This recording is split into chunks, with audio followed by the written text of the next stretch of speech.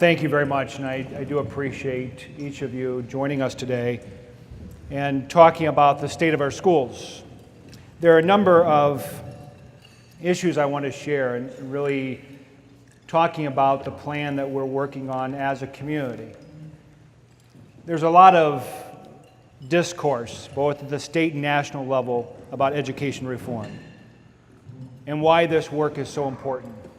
And I frequently share with our staff how powerful and empowering it is to know that we work in a profession each day that people actually care about how we do, and that the outcomes of our children are meaningful, not only to our local communities, but to our state and to our global competitiveness as a nation.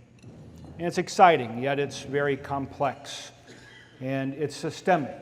There are so many moving parts, so many things that affect outcomes for our children. I wish it were as easy as just a math program or an English program, but the reality is the work is much more complex. The challenges are deep. But I believe it takes a community coming together to meet these unique challenges. And those communities that can come together and do come together distinguish themselves in this country. And I believe this community continues to distinguish itself. I want to say some thank yous and appreciations to a number of people who I believe just do a wonderful job working on behalf of our children. First, to our EVSC Board of Trustees, our President, Bix Branson, our Vice President, Mike Duckworth, Secretary Karen Ragland, Sally Becker, Terry Gamblin, Chris Kiefer, and Patty Swanson. If you'll please rise. Thank you.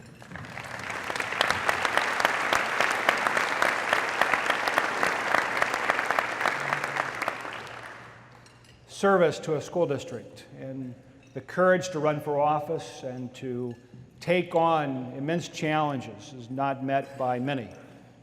And it takes people who are deeply concerned about our children and our community's future to take on that responsibility. And I do appreciate our board and all the work that they do.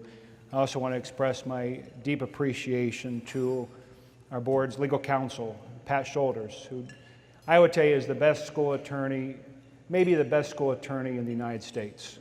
And I appreciate his work on behalf of our school district and him representing us. So Pat, thank you very much.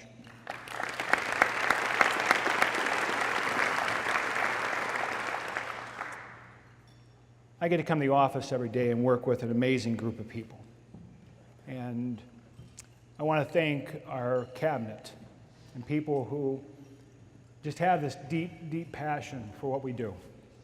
I want to thank Rudy Monajano, Kathy Gray, Susan McDowell-Riley, David Smith, Dave Dimmitt, Dion Blue, Pat Tooley, Marcia Jackson, and Heather Wilson for the amazing work you do. Thank you very much.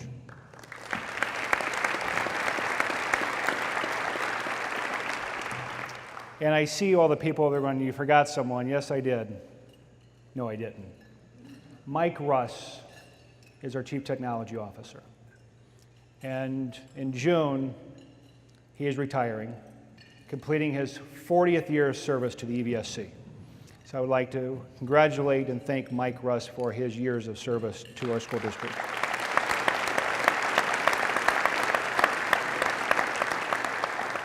And to the EVSC Foundation and the work that you're doing on behalf of children, raised over $1 million in 2010. I'd like to thank Rudy, Gail, Jennifer, and Jack for your extraordinary work, and the leadership, our President Randy Miller and our Vice President Amy Romaine Barron. So thank you, and to our EVSC Foundation Board for all of your work on behalf of the children of our community. Thank you.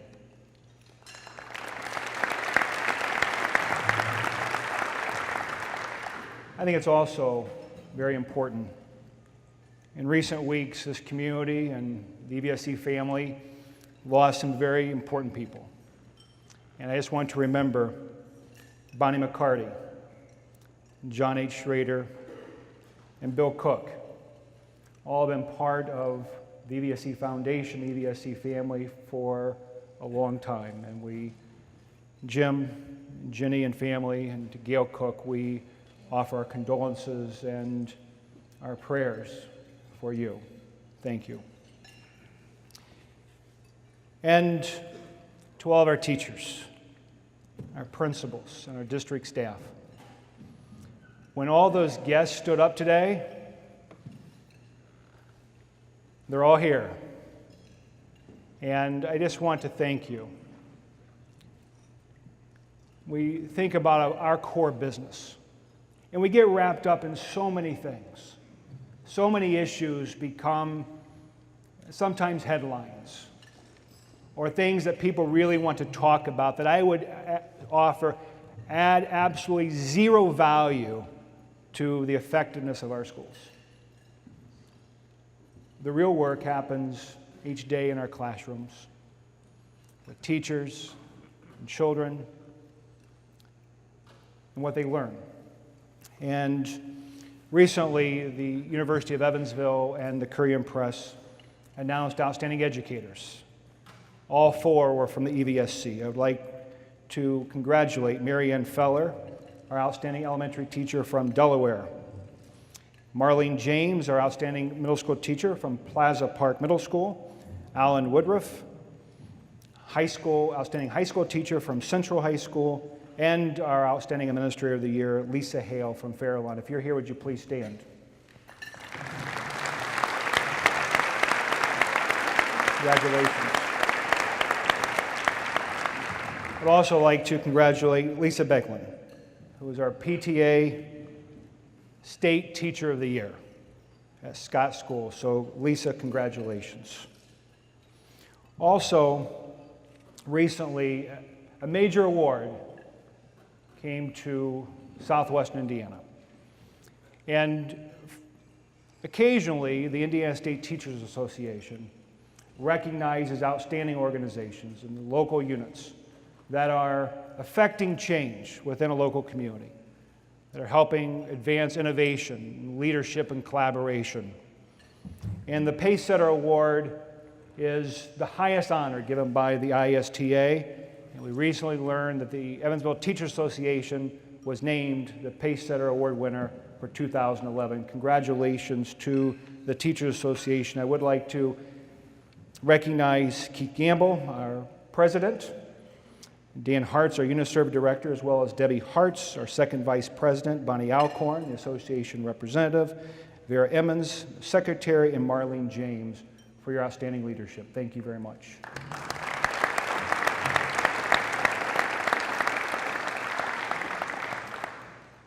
I'd also like to thank Chuck Hubry and his leadership of Teamsters and many individuals that help make a difference for and improve the lives of our children. We have a group of students here from our Community Link program at Bosse High School. Andrew Coyle is their instructor. I'd like to recognize Pierre Moore, Jonathan Classy, and Ed Foos for being here today, and thank you for all the great work that you do. Thank you. And finally, I want to thank a person who I believe has provided outstanding leadership for this community, a person who has had vision. And against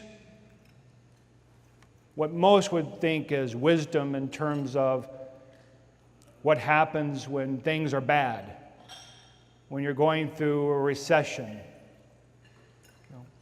Many people think, well, we have to pull back and slow down. I would suggest to you that real leaders recognize that opportunity and say, this is a time for us to accelerate. This is a time for us to grow. And we've had that leadership in Mayor Jonathan Weinzapfel. And I just thank you for your commitment to education, your leadership with the Education Roundtable, and what you're doing for this community. Thank you very much.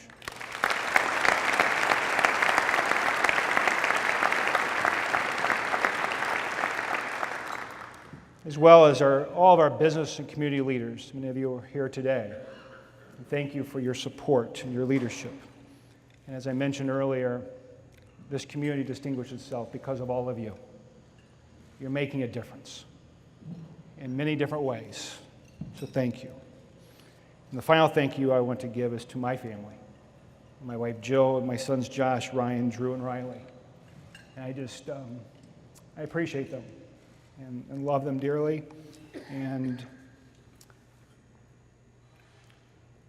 I just know that for all of us, when we take on responsibility, it takes a family, it takes people supporting us. And I thank them for what they do. In 2008, we set out with a strategic plan. Our goal was to improve educational outcomes for our children, to make their lives better. We have a lot of work to do, but I believe we're making great progress.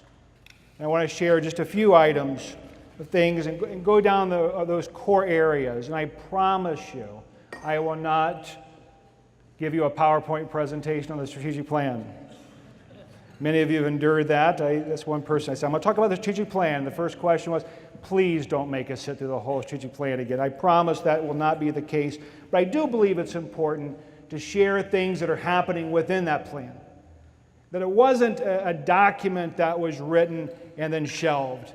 It was a document that was living, one in which that it created a framework for our work, and giving us a focus on the things that we believe to be important for children.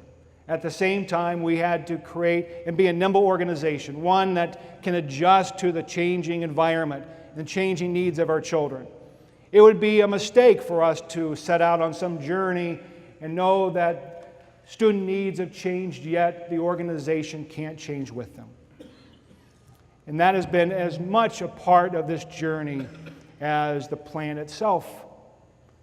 Bringing in a group of leaders and people who can recognize and who do recognize, who are willing to make change. And understanding that change can't take place over 6 months. Oftentimes that change needs to take place in 6 minutes. Because our children need us. And professional development is one of our core areas. I think we continue to focus on coaching with teachers and mentoring for teachers and school leaders, and making sure that not only do we have outstanding leaders in our schools, but that we have a pipeline of people for the next generation, what that next generation looks like. That's why our partnership with Brown University and our local universities have been so critical for us. We recently started a urban transformational leadership program with Indiana State University, focusing on advanced learning and research, specifically around the PhD program. We also partnered with the Fisher College of Business at Ohio State University, the Ohio State University, pardon me. They have a Master's in Business of Operational Excellence. And we asked them if we could send a group of people to their program. And they said, no, we won't take that many. And the real belief was that for us to get to scale, it wasn't about sending 1 or 2 people and having those people bring it back. We need a core group of outstanding intellects and people who could get this work done, that could look at efficiencies in the way we operate to save us money so that we can focus on our core business. So Ohio State said, we'll do better. We will come to Evansville. And we're halfway through that program. It is amazing, and I'll share some of the results in just a few moments. The second area dealt with innovative school models. For instance, the New Tech Academy, the Institute for Innovation, Entrepreneurial Leadership. The idea of project-based learning, getting kids to think critically, to problem solve, rather than reading out of a book and getting their information there. They help design and develop new knowledge. It's an amazing, amazing thing. Our early college high school, our first freshman class, or the freshman class this year, could be the first class to graduate in 4 years, and graduate from high school with an associate's degree from college. And that partnership with the University of Evansville, Ivy Tech, and Vincennes University. Last year, we started the EVSC Virtual Academy, allowing students to take online courses. It wasn't necessarily the shift in education priorities or classroom-based learning or virtual learning. What it really represented is an acknowledgement that children learn differently and at different times and under different circumstances. So for a student who is dealing with a difficult home situation, personal challenges, we have an option for them. A student who says, I'm going to quit school for whatever reason, we have options for them. And we want to meet those needs. However, it's not just meeting their needs on the end when there's crisis, but rather throughout the process, recognizing how they learn and meeting those needs. Imagine this. Imagine sitting in a classroom and your instructor is the Chief Justice of the Indiana Supreme Court. Think of that as a high school junior. Challenging you to think deeper about critical issues affecting our society. See, that's what's happening in the Randall Shepard Academy for Law and Social Justice. A group of high school students that visit the chambers of the Chief Justice. And the Chief Justice visits them, Skypes them. The Chief Justice has found great interest in technology and how to communicate with our students. Our equity schools, we're seeing amazing things, absolutely amazing things. 3 of our lowest performing schools, where we focused on professional development, autonomy, allowing schools to make decisions, things that we knew could make a difference, and they are. We recently signed an agreement with Rosetta Stone to offer world languages, 30 world languages, to all the students in the EVSC, as well as parents and community members. These are what we believe opportunities for authentic learning, as well as giving our children an edge in this highly competitive global marketplace. See, our children, for generations, had to compete with the person next to them. They could quit school and go get a job at a factory. That's no longer the case. Our children not only need to graduate from high school, but to go on to post-secondary education, because the people that they're competing with are around the globe. And the big question we ask each day, do our children have that edge? Do they have that advantage? And until they do, we have a lot of work to do. State-of-the-art technology is another area dealing with classroom technology. Almost all of our classrooms in K-8 are equipped with new technology, interactive whiteboards. Our high schools are next in line. Next year, we'll roll out one-to-one computing in all of our middle schools. We're already piloting one-to-one in our elementary schools, and we hope that within 2 years, we'll see one-to-one computing across the school district. The 4th area deals with early childhood education. It is absolutely amazing to see what happens with children who don't have access to early childhood education, walking into a classroom as a 3-year-old and what they learn and how they absorb information, knowledge, and grow with that intentional effort. See, in this community, not unlike many communities, but here, half of our children enter kindergarten without early childhood education. Half. These kids are at a terrible disadvantage. They're entering kindergarten 3-4 years behind. The reality is they never catch up. We have to solve that problem. And this community can do that. We opened 2 early childhood centers at Daniel Wirtz and at Culver Family Learning Center. In the fall, we'll open our 3rd center at Evans School. We're excited about this work. And I do believe there's nothing more important for us moving forward is to focus on early childhood education. And this little young man, he was 3. And we were doing this little program at Daniel Wirtz. He looked at me and he said, "Ask, who are you?" I said, "I'm the superintendent, and what do you do?" He said, "Well, it depends on who you ask." And started to leave, and he looked at me and goes, "Hey, big guy, how about a hug?" Sometimes it's just about giving them a hug and believing in them and believing in their promise. Every child has a name and a face. And it's up to us. It is up to us to solve those problems. We can blame whoever we want. We can talk about funding, we can talk about policy, we can talk about social issues, family issues, but the bottom line, it's on us to meet the needs of our children. And finally, our fifth area was dealing with family, school, and community partnerships. And I am so proud of the work happening in this area. And family and student supports, the facilitation, the growth of community schools across our community. What does it mean to have a community school? What it means is that it's all about community.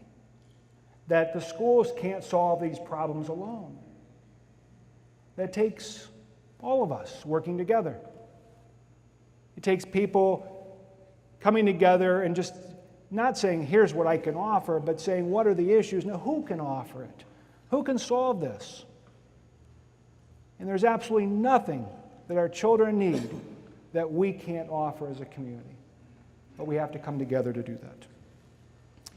We continue to see outstanding partnerships across our community. Groups like Youth First, reaching out and working tirelessly to put social workers in our schools. And other community agencies and groups that are really making a difference in junior achievement and focusing on financial literacy and helping our children understand this global economy. See, this isn't about just the school. It's about all of us. So the bottom line, though, and this is where I think it really comes down to, are we achieving results? Things that we measure every day. Some things are difficult to measure. I would tell you, that hug was difficult to measure. It was good, though. But it's not something you can put a number on. You can put a face on it, though. And you can see smiles. That is part of this. And any time that we believe that we can reduce education to numbers, we are doing a grave disservice to our children. Yet we have to measure results. And we believe in accountability and have embraced it. Here are some of the things that we have seen just over the last couple of years.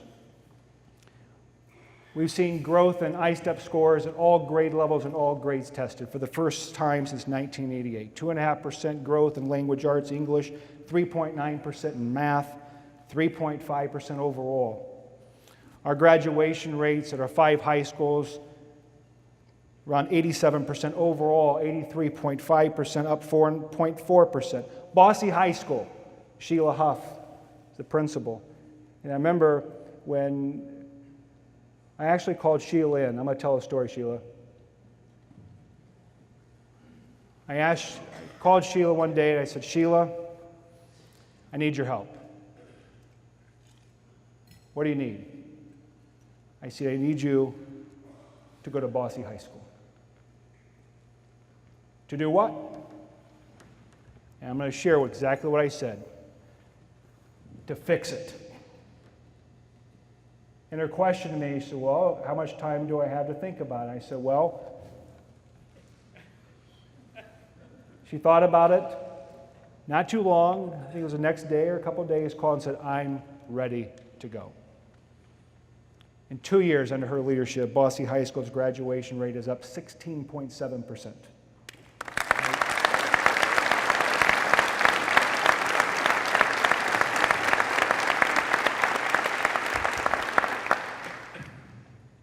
I need to see you after this meeting. I'm kidding. I'm kidding. College going rates across the district up over 10.4%. Dual credit. Across the district, 38% of our students are graduating with dual credit for college, against a state goal of 25%. In Core 40 diplomas, we're up 8.4%. We've gone from 7 schools making exemplary, commendable academic progress to 17 schools. And for the first time since No Child Left Behind was adopted, the district made AYP in 2010. It was also interesting that the Foundation for Educational Choice did a statewide survey of counties around Indiana. What they found, some key questions. One is, how do you feel about your public schools? Another question was, are they making progress? And in each county, Vanderburgh County was cited as an exception. And that community members in Vanderburgh County felt that our schools were making progress, and 60% rated our schools as good or excellent, compared to 40% in Allen, Elkhart, St. Joe, Vigo, and 36% in Marion County. So academically, we have to continue progress in making improvements across all of these metrics. At the same time, a lot of questions regarding the financial stability of education. What does that really mean? I would tell you what it has created in a lot of places around the country. It has created an opportunity for excuses. It has created an opportunity for people to blame everyone else. And I go back to one of my earlier statements. We can come up with solutions, or we can have problems and come up with all the problems, or we can create solutions. Over the last 3 years, we've seen our budget reduced by over $13 million. But we have to continue to focus on efficiencies. One of the things I mentioned about Ohio State, and the reason we did that was we had reached a level what I believed we needed to learn more. We still felt there were a lot of efficiencies we could get to. We just had to know how. So it required additional training and opportunities. The first rollout from that group achieved operational savings of almost $1 million in the EVSC simply by streamlining copy machines across the district. Those are the type of things that we have to continue to do so that we can preserve and protect our core business of educating children. Since 2008, our cash balance is up 268%. During that time of major budget reductions, including $8 million in January of 2010, we have not laid off staff, and we continue to grow student programs. And we are committed to maintaining our staff and to provide opportunities for our students, all with the 17th lowest school tax rate in Indiana. What people don't realize is that our school tax rate is approximately half of the state average tax rate across 293 school corporations in the state of Indiana. So what does this mean moving forward? There are a number of things. This whole efficiency piece is something we have to take seriously.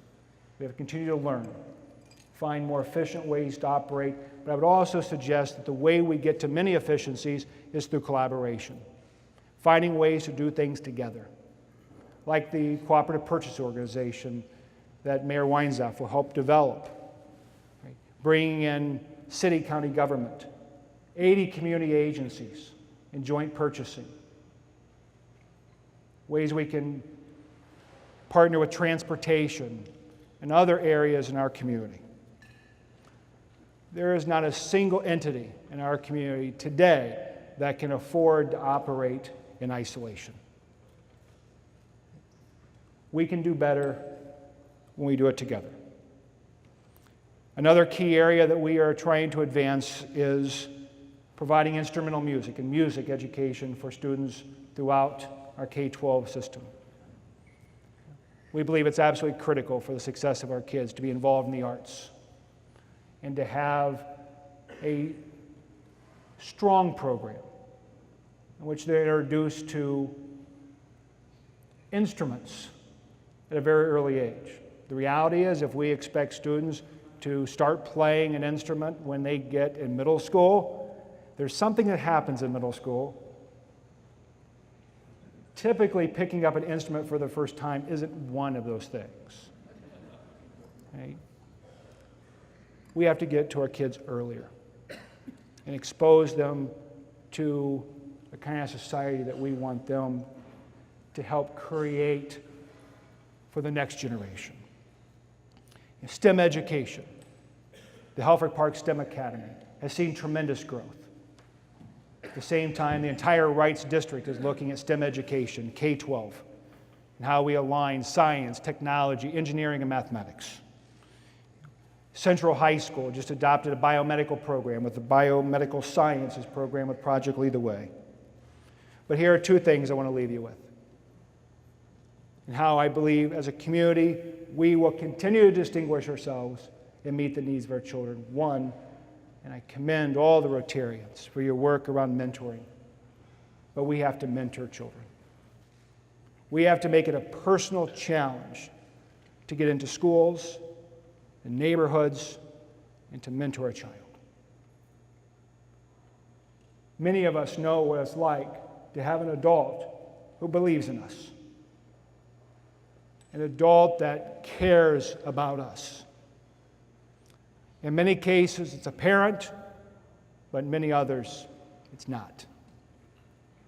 So, we can blame the parents, or we can make a difference. And I mentioned earlier how important I believe early childhood education is. We've shared this from day one. Now we have results. Now we know. We know what happens with children when they have a quality preschool experience. It changes their lives forever.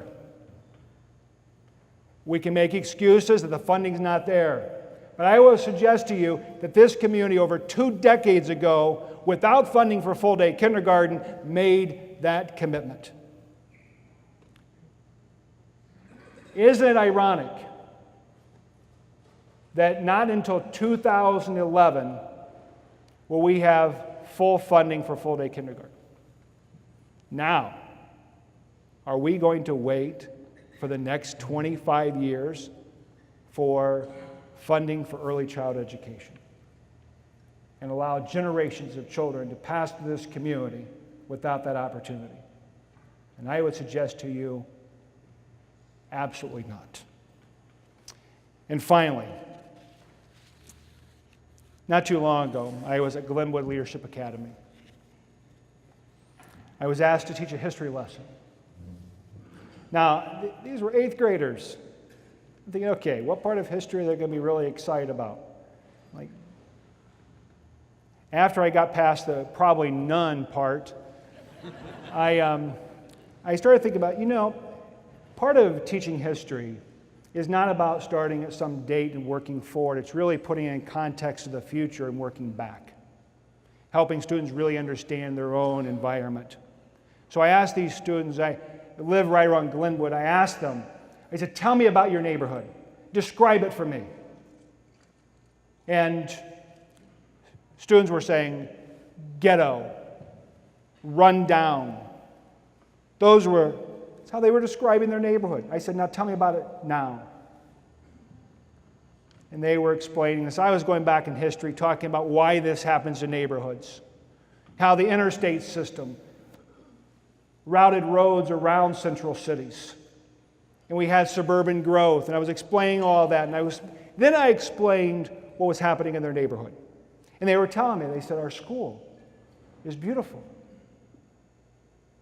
I said, so exciting. And then another student said, people are building houses over here. And then I explained how habitat, come together as a community to rebuild this neighborhood. They said our roads are getting better. People doing this, they're walking past, coming through our neighborhood. And they were talking about all these things. They were so excited. And I looked over, and there was this little girl. She had tears rolling down her eyes.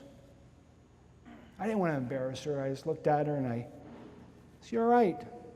She looked up at me, and she said, "I just didn't know that this many people cared about us." You're changing lives for the better. Thank you for all that you do.